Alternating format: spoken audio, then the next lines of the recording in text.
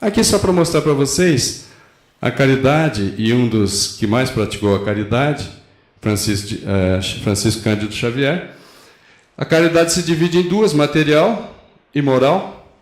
A caridade material é a doação de coisas, sem esperar nada de recompensa.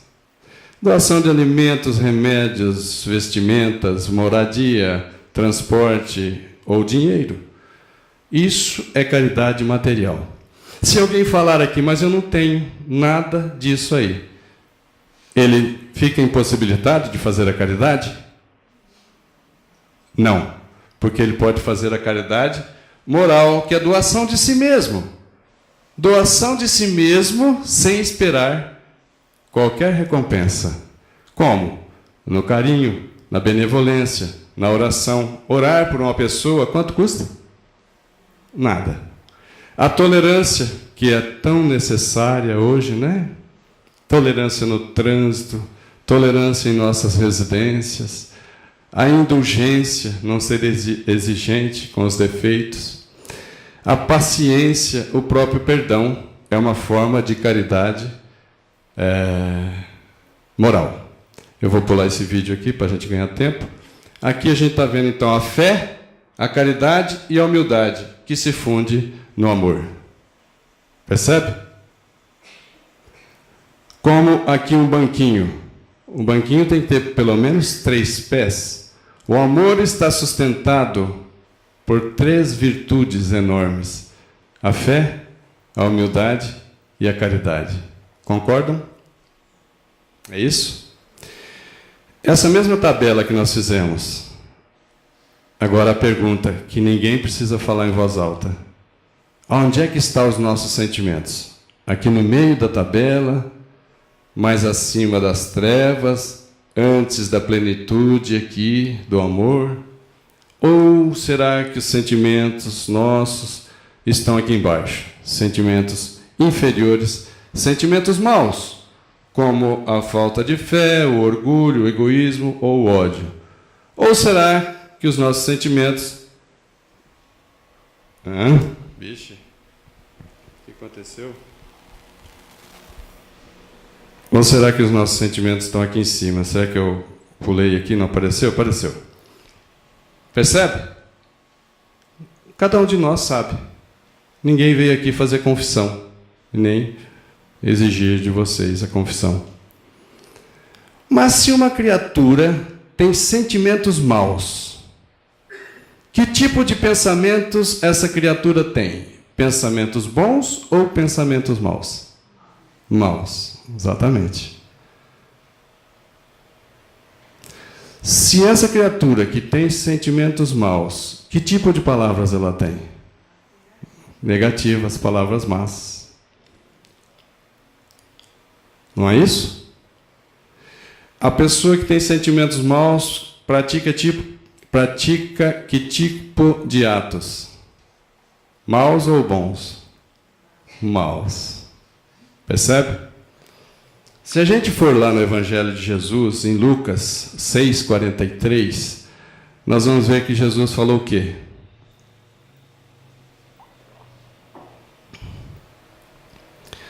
O homem bom tira do tesouro do seu coração as coisas boas, as palavras boas, as ações boas. Assim como o homem mau retira do mau tesouro do seu coração as más ações, as más palavras e os maus pensamentos. Quando ele diz do bom tesouro do seu coração, ou do mau tesouro do seu coração, ele está simplificando, ele está falando do sentimento. Sim, é do sentimento que ele está falando. Que o sentimento é a origem de tudo. Não é isso? O sentimento é que plasma, que constrói e que edifica cada um de nós. Então, quando ele usa o coração, nós deveríamos agora entender que é o sentimento que ele está falando. Tem alguma coisa a ver o sentimento com a felicidade? Tem. Diga-me o que sentes, que eu lhe direi quanto és feliz. Percebe? Temos que trabalhar bastante o sentimento. Porque do sentimento mau vai surgir o quê? Jesus disse que a árvore boa dá bons frutos. A árvore má dá maus frutos. A árvore má não pode dar bons frutos. Ele usa uma comparação simples, mas muito clara.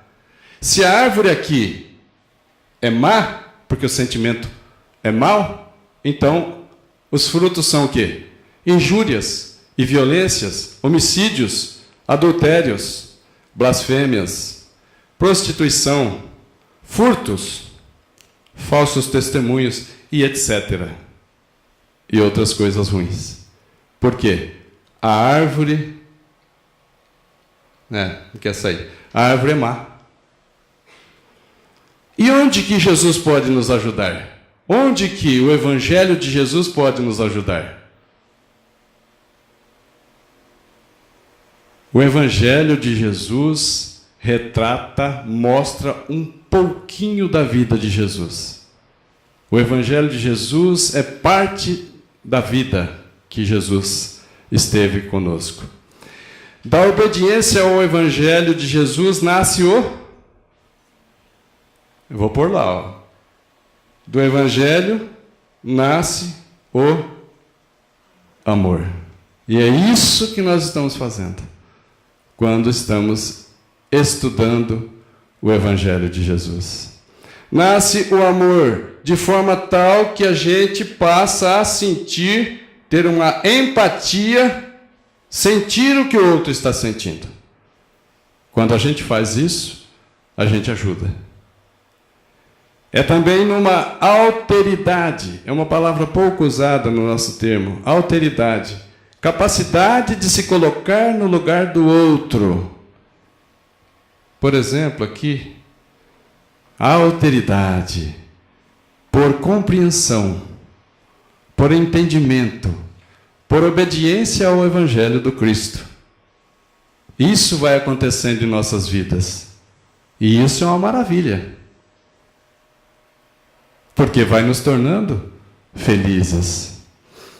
Com o Evangelho que Jesus nos traz, o que Ele espera de cada um de nós? Que nós nos arrependamos dos erros. Ótimo, excelente. Mas que a gente corrija os erros. Jesus espera de nós que a gente reconheça que tenha defeitos. E eu mostrei 4 dos piores defeitos da criatura humana: ódio, falta de fé, orgulho e egoísmo. Eu não falei dos derivados desses 4. Falei pouco. Mas esses são os piores defeitos. Então aí está a raiz da nossa tristeza, da nossa angústia, da nossa infelicidade. Aí está a origem dos nossos males. Nesses 4 defeitos. Ora, se alguém daqui tiver desses defeitos, como eu tenho, nós temos que nos arrepender desses defeitos. Ótimo, excelente. Mas precisamos corrigir esses defeitos. Deixar de ser orgulhoso para ser humilde. Deixar de ser egoísta para ser altruísta ou fazer a caridade. Isso Jesus espera de nós. Não é isso?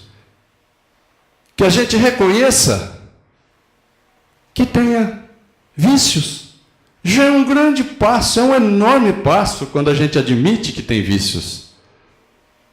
Porque muitos têm o vício e não percebem, e não admitem. Não só o vício das drogas, do cigarro, mas o vício da maledicência, falar mal da vida alheia, o vício do excesso de alimentação, o vício do sedentarismo, de não querer fazer nada. Está cheio de vícios.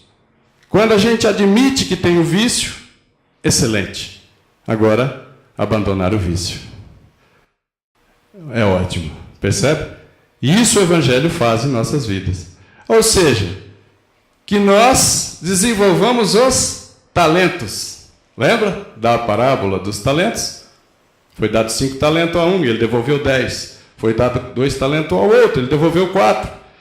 Desenvolver os talentos, ou em outras palavras, desenvolver as virtudes. A virtude da caridade, a virtude da humildade. Desenvolver a virtude ou o talento da fé, do amor. É isso que Jesus espera de nós. Então, compreender o Evangelho e praticar o Evangelho é conhecer Jesus. Aqui é uma passagem de Jesus andando sobre as águas. É Jesus. E os apóstolos se assustaram, sabe? É um fantasma. Eles acharam que era um fantasma. Tenho medo, estou aqui. E Jesus era maravilhoso mesmo. Então, a gente compreender Jesus, né? Compreender o Evangelho é conhecer Jesus. E quem conhece Jesus, jamais será o mesmo. Será sempre melhor. Será sempre uma criatura de paz. Será sempre uma criatura que tem esperança, que tem fé, que está em harmonia, que é feliz. Quando nós conhecemos Jesus, compreendemos Jesus, praticamos o Evangelho, a gente começa a ser feliz. Bom, então eu posso fazer uma pergunta? A felicidade é possível já? Vocês estão muito calados, hein? Eu estou achando que vocês estão armando alguma para mim.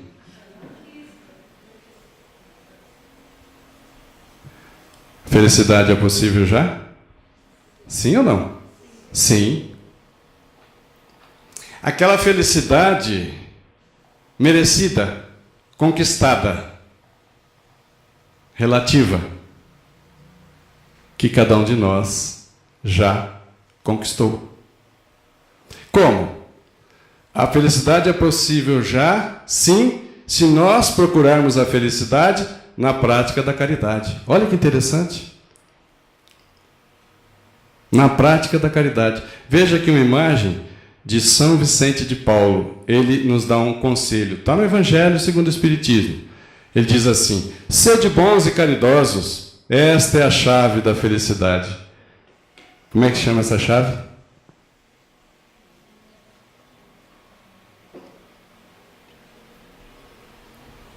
Como é que chama essa chave? Amor, caridade. É muito válido. Em muitas situações, a palavra amor e caridade era tida, confundida como se fosse uma coisa só, né? E deixa quieto, tá bom demais. Aqui, ó.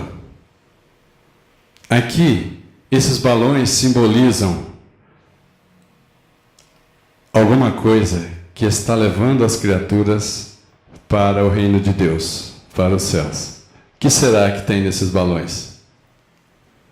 A caridade. Mas tem um que ficou para trás aqui. Tem aqui um João Atílio que ficou aqui com o pé preso em alguma coisa aqui na terra. Tanto é que este aqui, bondoso, está estendendo uma tesoura para que ele se liberte dessa alguma coisa. O que será que prende ele na terra? Os bens materiais, né? O egoísmo. Muitas vezes o egoísmo nos torna muito infelizes. E a gente não enxerga isso, né? A gente não percebe que o caixão de defunto não tem gaveta para levarmos o que quisermos. Nós não percebemos isso. Consequência do egoísmo. Aqueles vão, esses vão e este fica aqui. Nós temos um resumo da Bíblia, dos 614 mandamentos que Moisés, 10 eram divinos e os outros 604 ele criou para legislar a um povo. E depois o povo hebreu, com Hilel, resumiram em 2 mandamentos: amar a Deus sobre todas as coisas, com toda a tua força, com toda a tua alma, com todo o teu poder, e amar ao próximo como a si mesmo. Mas Allan Kardec e Jesus, através de Allan Kardec, dá um lema para nós, para simplificar, de 614, só um lema, só um mandamento. Qual é? Fora da caridade, não há salvação. Olha como ficou simples.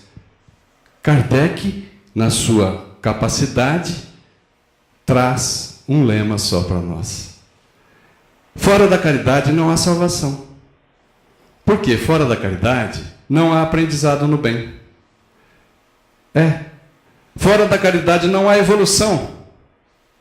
Logo, fora da caridade não há escolhidos, porque não está aprovado, porque não está apto. Todos somos chamados, mas poucos estamos aptos, poucos são os escolhidos. Fora da caridade, então, não há salvação, no sentido de retornar ao reino dos céus. E eu digo mais para vocês. E se vocês não discordam, digam já, ou calemo-nos para sempre. Fora da caridade não há felicidade. O que vocês acham? Pode até existir momentos felizes, mas fora da caridade não há felicidade. E a gente às vezes está achando, está esperando, está adiando fazer a caridade da tolerância e etc., ou a caridade de doação de coisas materiais, achando que nós vamos conseguir, como que burlar, como que desobedecendo ao esquema das leis de Deus, entrar no reino dos céus. Não. Por quê? Porque o universo foi feito pelo amor de Deus, com o amor de Deus, para o amor dos seus filhos. Tudo no universo que estiver discordante do amor, tudo no universo que estiver contrário ao amor, vai ao fracasso. Mais cedo ou mais tarde, vai ao insucesso. Jesus disse: as ervas que meu Pai não plantou serão arrancadas pela raiz. Percebe? Mas existem sentimentos bons. Ótimo! Se o sentimento é bom, que tipo de pensamento tem essa criatura? Pensamentos bons. É isso. Se o sentimento é bom, que tipo de palavra ele tem? Palavras boas. Por isso Jesus disse: o que faz mal ao homem não é o que lhe entra pela boca com equilíbrio. O que faz mal ao homem é o que lhe sai da boca, porque disso está cheio o coração. E nós sabemos que o coração é o sentimento. O que faz mal ao homem é aquilo que lhe sai da boca, as palavras que ele produz, porque é resultado de sentimentos inferiores. Percebe? Dos bons sentimentos surgem, consequentemente, palavras boas.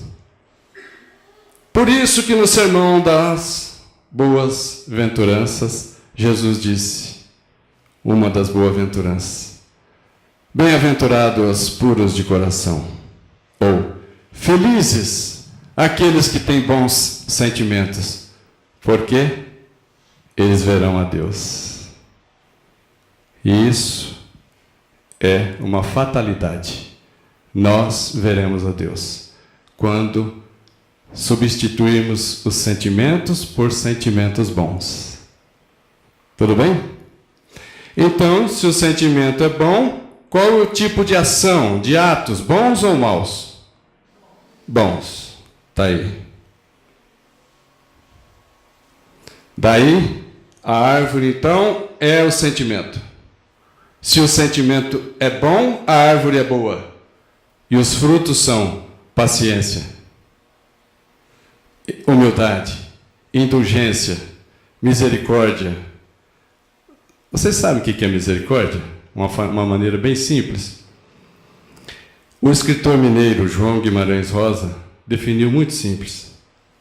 Misericórdia: colocar o coração na miséria do outro. Muito simples. Isso é misericórdia. Porque, teoricamente, estudar a situação do outro é uma coisa, mas ter a empatia de sentir o que o outro está sentindo, de colocar o coração na miséria do outro, nos torna criaturas bem melhores. Consequentemente, mais felizes.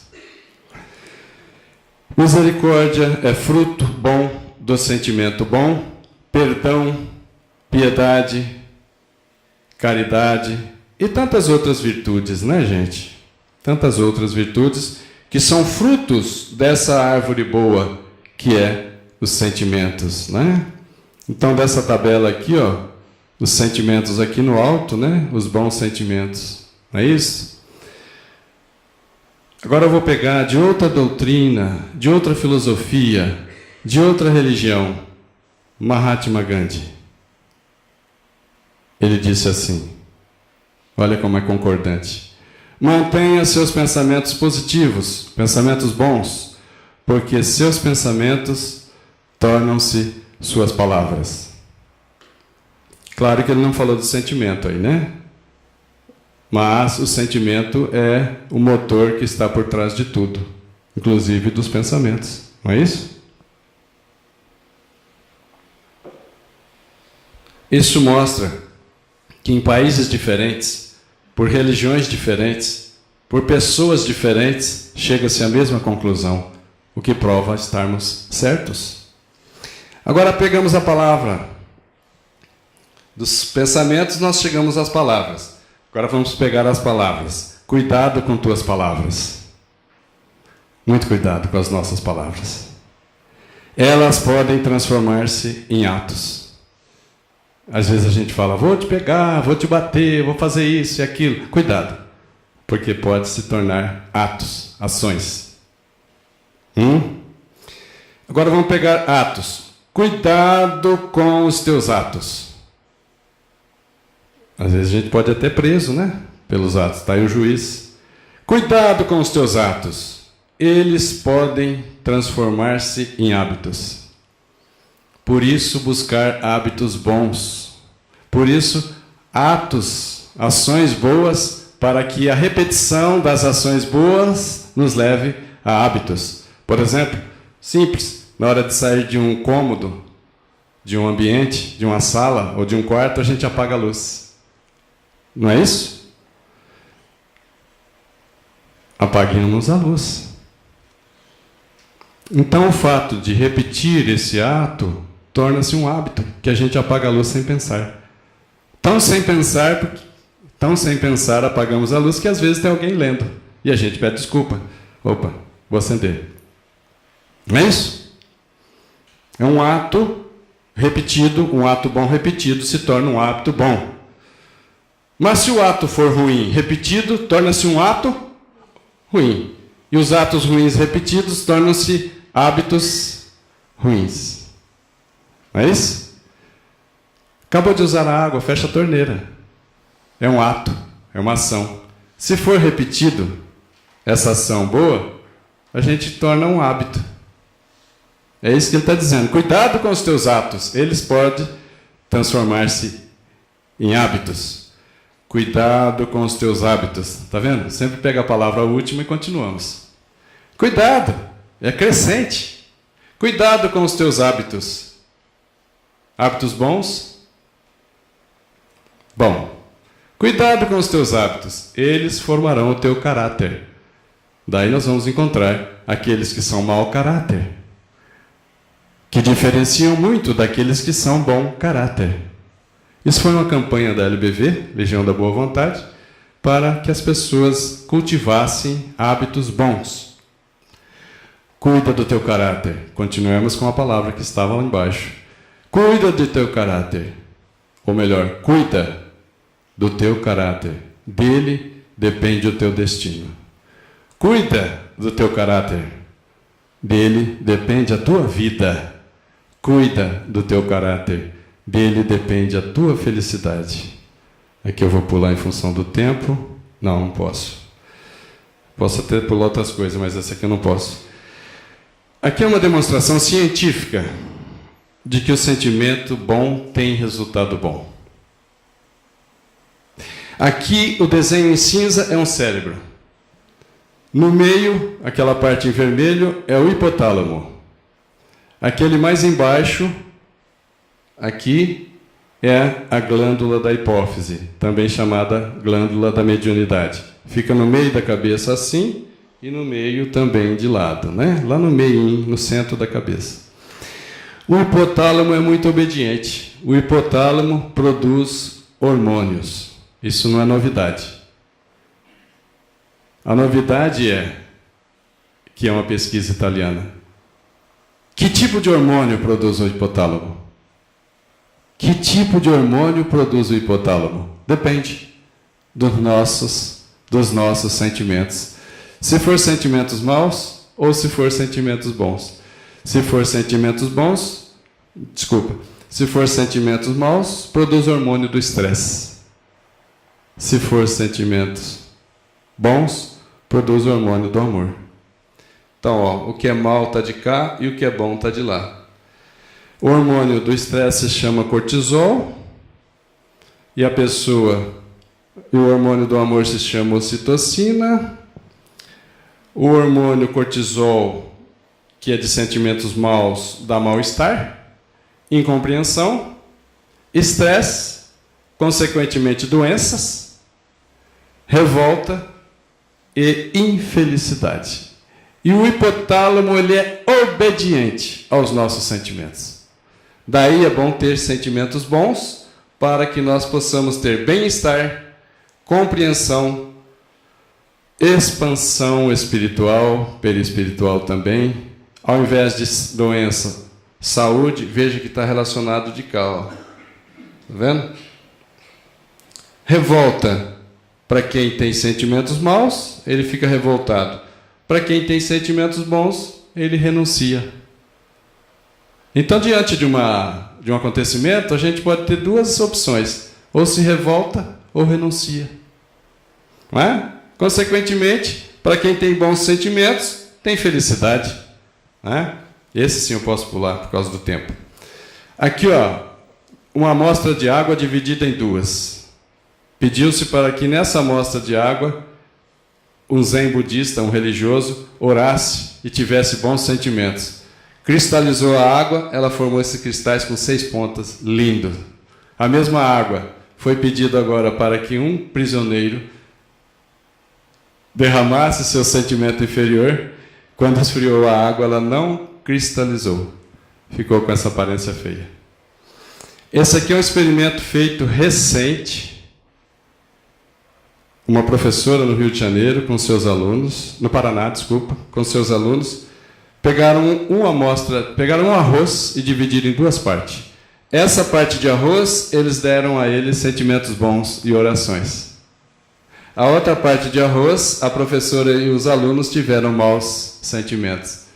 Depois de alguns dias, o arroz que teve bons sentimentos se conservou.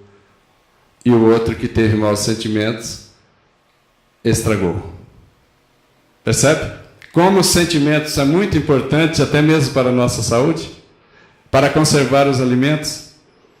Veja como é importante isso para nós. Por isso que tem em várias filosofias, mente sã em corpo são, o poder do pensamento positivo, o poder da mente em equilíbrio e etc. Mas veja aqui, ó. Alguém está com o carro, parou na estrada.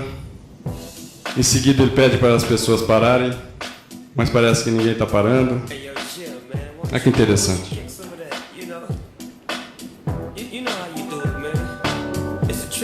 Alguém parou.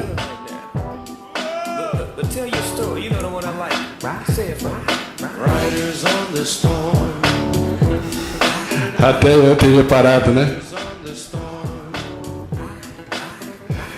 E ainda tem umas bebidas aí. Muitas vezes a gente não para, né? Então veja, esse é um exemplo claro de que quando a gente é ajudado, ocorre a recompensa. E na lei de Deus é assim, aquele que mais ajuda, aquele de nós que mais ajuda, é aquele que mais recebe, que mais é ajudado. São Francisco de Assis disse, é doando que se recebe. Aquele que mais auxilia, é da lei de Deus, aquele que mais auxilia é o que mais é auxiliado. É da lei de Deus: aquele que mais ama, mais será amado. Prova: Jesus, que veio para nos dar a mão para subirmos. Quem desejaria ser discípulo de Jesus? Estou acabando, viu, gente? Todos aqui gostaríamos de ser discípulos de Jesus. E lá no capítulo 15 do Evangelho segundo o Espiritismo, que é fora da caridade não há salvação, tem uma mensagem do apóstolo Paulo. E um trecho da mensagem ele diz assim: todos aqueles que praticam a caridade são discípulos de Jesus. Não importa a religião a que pertençam. Então ninguém perguntou se nós somos evangélicos, se somos católicos ou se somos espíritas. Mas nos perguntarão: quanto você fez de bem? Da caridade material, da caridade moral, percebe? E também Jesus disse assim: quando fizestes a caridade, o benefício, para um dos meus irmãos necessitados, foi para mim que fizestes. Está lá em Mateus capítulo 25. Todos queremos ser discípulos de Jesus, mas como diferenciar os que já são discípulos de Jesus daqueles que querem ser discípulos de Jesus? Porque uma coisa é simples. Numa folha na água tinha 3 sapinhos. 2 tiveram a boa intenção de pular na água. Quantos sapinhos ficou na folha? 3. Porque 2 só tiveram a intenção de pular na água e não pularam. Então a boa intenção de ser discípulo de Jesus é ótimo, mas ainda não é a consolidação. Por isso, como reconhecer os discípulos de Jesus? Como? Jesus mesmo nos respondeu isso. Meus discípulos serão reconhecidos por muito se amarem. Muito obrigado a vocês todos, muita paz.